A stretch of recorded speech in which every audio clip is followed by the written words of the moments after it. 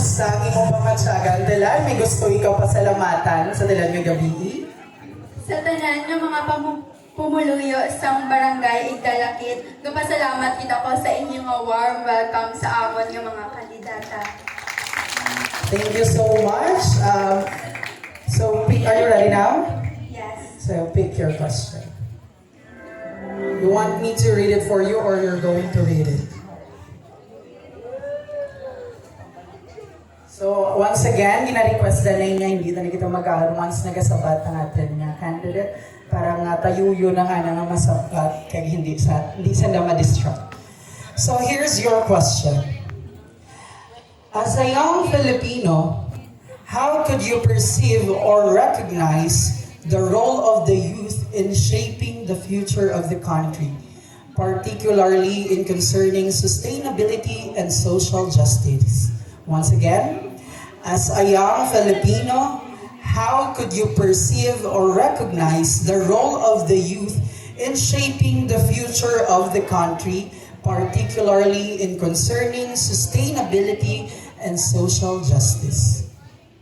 Good evening, everyone, especially to our panel of judges.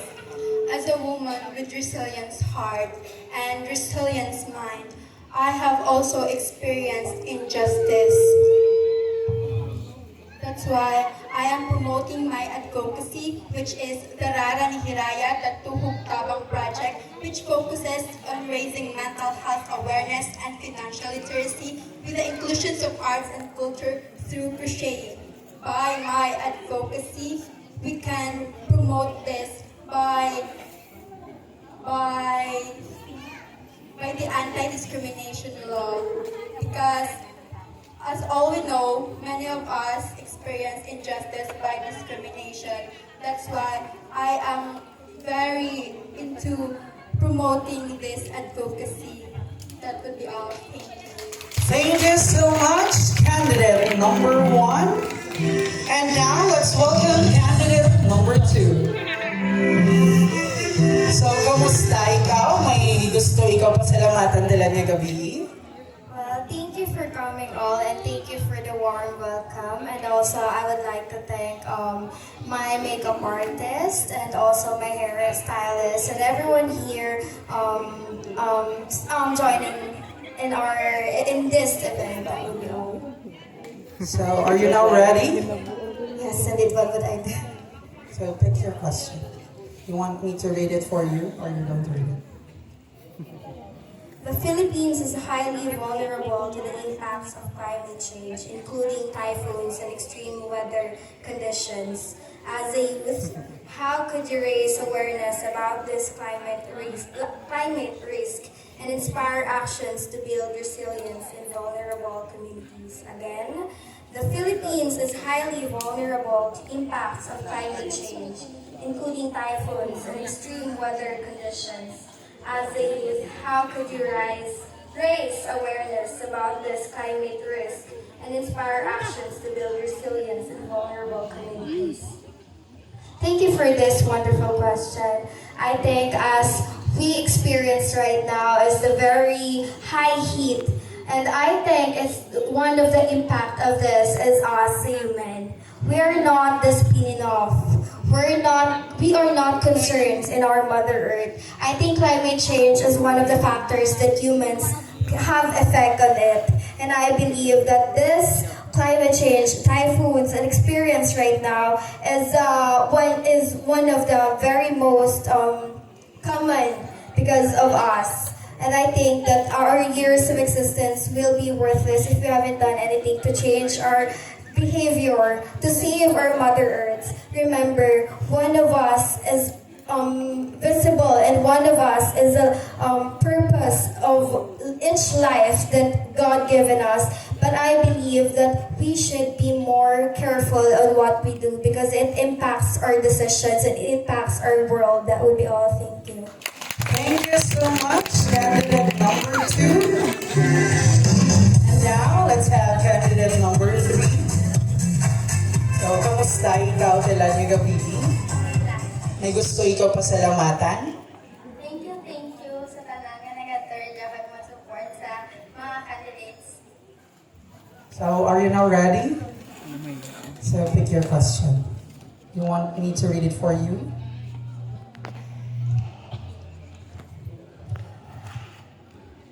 Your question is, in what ways do digital platforms and social media empower Filipino youth to mobilize and raise awareness about environmental and social issues?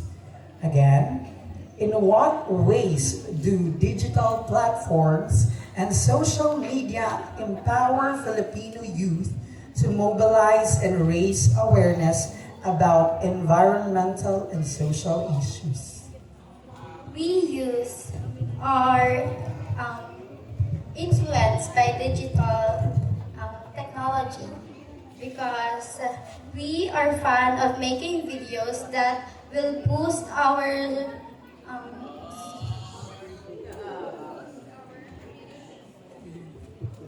to boost our environment in making them popular in our state and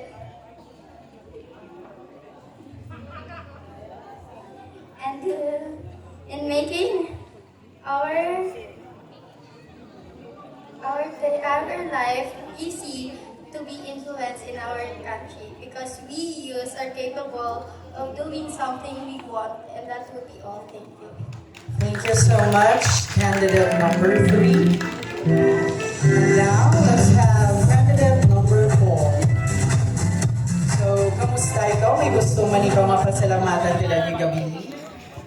Hello, good evening everyone. I just want to say to all people here watching here tonight that thank you for watching. I hope you enjoyed the show. And I want to say to all people that the people here are so kind and so accommodating. Thank you for inviting us. So, are you now ready? You want me to read it for you or you're going to read it?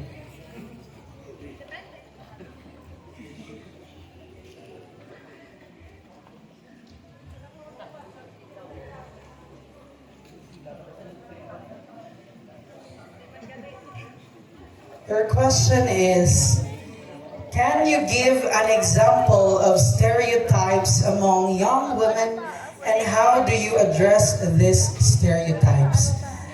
Again, can you give an example of stereotypes among young women and how do you address these stereotypes? Thank you for that wonderful question, sir. An example of stereotypes is having a independent woman. And I am proud that I am that independent woman, an empowered woman.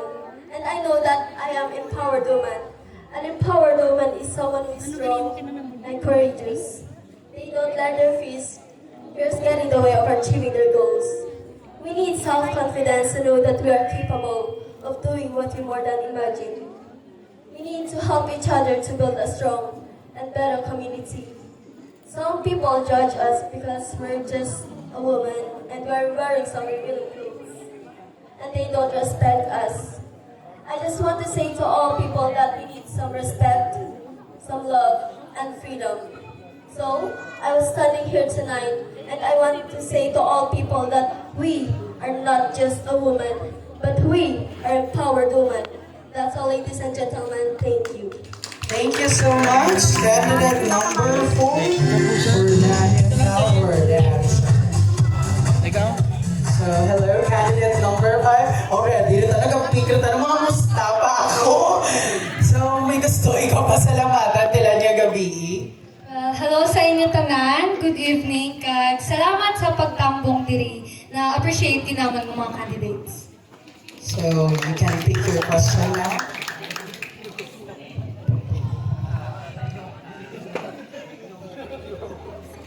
Your question is, the agriculture sector in the Philippines is particularly vulnerable to climate change impacts, including droughts, floods, and crop failures. What measures do you advocate to build climate resilience in agriculture and ensure food security for all? Once again, The agriculture sector in the Philippines is particularly vulnerable to climate change impacts, including droughts, floods, and crop failures. What measures do you advocate to build climate resilience in agriculture and ensure food security for all? Well, good evening, everyone, especially to our Board of Judges. Well, as we all know, climate change has a lot of impacts, and one of the main reasons why droughts, floods, and crop failures are happening, it is because us humans aren't used of planting trees, and that should change now. We should advocate for more people to plant trees because that is the main reason or the top priority to change climate to change climate change. And we should start by disciplining ourselves because our farmers are the one who is getting affected by all of this. And we should start by planting more trees and putting our garbages in the right container. After all, we speak the same language. We amalgamate as one. One heart, one mind, and one advocacy. Thank you. Thank you so much, candidate number 5, for that wonderful answer. And now let's have the last but not the least, candidate number 6. May gusto ikaw nga pasalamatan. So, good evening, ladies and gentlemen. Thank you for your warm welcome and sharing your blessing. I really appreciate that. So are you now ready? Yes.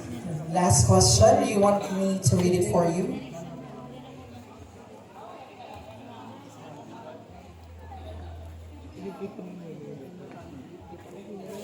Okay. Hari na naman. Madugok na naman ang ilong ta. Your question is, mental health issues such as anxiety and depression are on the rise among young individuals. What strategies do you believe are most effective in promoting mental well-being and resilience?